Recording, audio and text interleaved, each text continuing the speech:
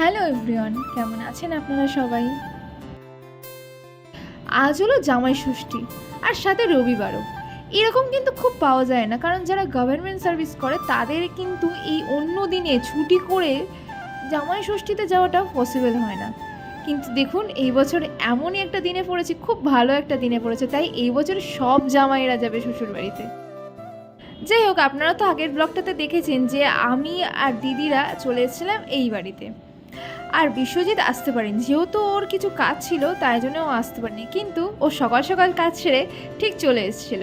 আর এখানে মা দুই জামাইয়ের জন্যে কত কিছু রেডি করেছে। আর আমার মিষ্টি দেখলেই না কেমন একটা হয়, মানে আমার মিষ্টিটা ঠিক প্রিয় না, কিন্তু রসগোল্লা পেলে আমি আর ছাড়তে চাই না। এখানে আমি আর দিদি দুজন মিলে সাজাচ্ছিলাম প্লেট দুই জামাইয়ের জন্য। মা ওদিকে বেগুনি ভাজছিল আর আমি এদিকে তুলে তুলে নিয়ে এসে সবার প্লেটে দিচ্ছিলাম। যাই হোক, আপনারা কেমন ধরনের ভিডিও দেখতে চান এটা যদি আমাকে কমেন্ট করে জানান তাহলে আমার খুব সুবিধা হতো। আর আমার এই ভিডিওটি যদি ভালো লেগে থাকে তাহলে অবশ্যই কমেন্ট করে জানাবেন যে ভিডিওটি কেমন লাগলো।